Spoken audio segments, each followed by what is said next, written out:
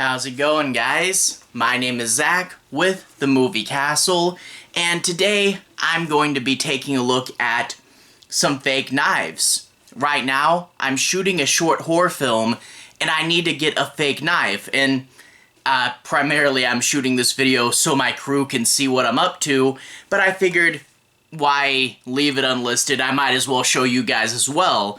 And the thing with fake knives is a lot of them that you find for Halloween are fun to chase your friends around, but don't necessarily look super convincing and realistic. However, last year, Halloween 2022, at Dollar Tree, I found this really good fake knife. Now, I know it's not perfect, the silver isn't quite shiny enough, and they put one of the worst fake blood splatters on it I've ever seen, but the thing is, the proportions of this knife are really close to a real kitchen knife, so I was really happy with it. However, Halloween 2022, these things sold out really quick, and Dollar Tree didn't bring them back for 2023. However, I was looking all through the internet for more fake knives, and I managed to find these Michael Myers kitchen knives. And yeah, I'm sure they're totally legitimate and licensed, right? But these seem to be the same fake knives as these, so this is a 2-pack. Now I should have 3 fake knives. I'm gonna switch to the close-up camera, I'm gonna unbox these, and then I'm gonna show you really quickly how I made them look a little bit better. So, to the close-up camera. Okay, here we are inside the castle, and this is the knife I got from Dollar Tree last year. Yeah, it has this really bad fake blood on it, but despite that, I still did have someone asking if this was a real knife once. Now, this bad fake blood, I was actually attempting to clean the knife, and I found that some of it was being removed just with a little Clorox wipe there. I put in some elbow grease and I actually got most of it off on this one side. So I think I'll be able to wipe that off, and that way we don't have to worry about it showing through the spray paint. Now, this is the Halloween knife that I found. Yeah, totally super legitimate. I mean, that's totally what the Halloween logo looks like. Oh well. But anyway, the back is the same image of Michael Myers reflected in his knife as well, and I think it's the right one. Let's crack it open and hope that these are the same knives. I was upset that at Dollar Tree last year, these were only $1.25, but nowadays you have to spend like $7 to get them. Yeah, that's pretty close. Amazing how well it fits in, huh? Yeah, I'm thinking this is the exact same model. Let's crack this open. There we go. One difference, there's none of the copyright information stenciled in it, which I guess makes it better. And they did give me one. It's one with blood, one without blood. So that's cool. I don't have to remove the back fake blood from it.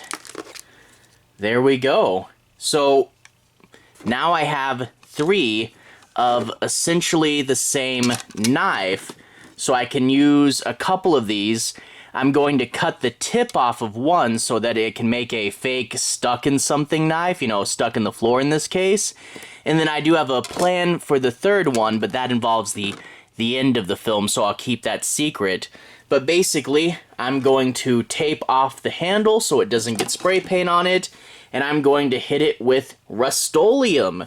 Metallic silver finish, promises to be bright and shiny.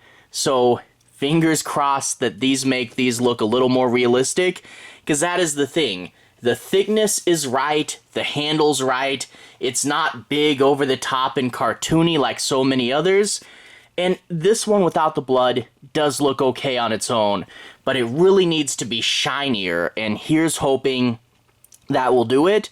I'm not sure how much of the spray painting process I'll film, because you really don't want spray paint getting in your camera, but I'll at least show you the tape ups and I'll show you the afterwards. So time to hit these with some spray paint. Okay, we're outside now and I've got everything all taped up. I have tape over the black part of the handle, which we obviously don't want to be silver, and I don't know if you can see it super well, but I did leave that little silver area in the middle exposed. I'm not going to worry about painting all of it because it's such a small detail, but if I could get a fade in from where the knives are going to be silver, that would be great. Now, this one in the middle, I did cut the tip off and sand it down pretty easy. These are really thin. I wanted to do that before painting because I didn't want to damage the paint job by cutting it afterwards. Now you'll notice that there's a bit of paint on here I put on early. That's because in the new knives, the red fake blood splatter was a lot harder to get off. So I just decided on the ones with blood to put this over it because I don't want to see the bad fake blood splatter through the spray paint. And I do also have a little plastic baggie here to put you in when I film the spray painting.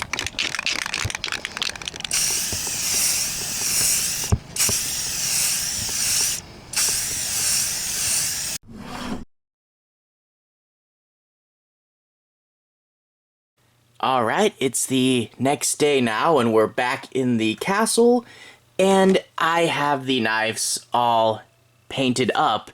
Now I did, because I wanted them to be a little shinier, the metallic spray paint wasn't super shiny. I did put on this acrylic gloss varnish. They look a little shinier. Luckily, that whole matted chrome thing is a popular style for knives now, so they look okay, and the big thing was I got rid of that fake blood, and they actually look a little weightier with this on. Here's the wrapping that I had, and yeah, I did try to let it get in the crease there. Now, I'm going to go ahead and take this one off for you guys. I'm going to put a little cut in it here, because I did the other two earlier, and some of them had a problem with the acrylic sticking to the knife. And also, yeah, acrylic over spray paint. Spray paint is oil-based, and over time it might start to peel off the gloss medium, but that's like 10 years away, and I only need these to look nice for the next 2 weeks, and hopefully I'll get a better set of prop knives within the next 10 years. But anyway, coming off really good, not peeling the acrylic, and we can see, come on. Yeah, we can see it looks a lot better when you get the handle off, or the tape off. We still had a little flub. So yeah, little flub there. I'll get a few touch-ups and clean that off later. We had another flub on this one, which I did a little bit of cleanup work on, and I'll finish that later. But yeah, so take that off. This is the one with the chip in it that what I think we'll do is we'll get sticky tack, you know, like you put up on the walls. And I think if I make a little triangle on the other side, that should be enough to hold it up. And since this is its bad side, we'll try to shoot it from this way. And here is the other knife, which unfortunately did get a little speckling because the gloss didn't dry super flat. But the thing is, these two we're going to be throwing around. They're only going to be on screen for like 20 seconds. This is the only one we're going to see up close, and yeah, it looks good enough to be on screen for 20 seconds, you know? So that's a little upgrade. Getting the bad fake blood splatter off is obviously the biggest thing we're working with here. But yeah, make them look a little more realistic, like they have a little more weight behind them.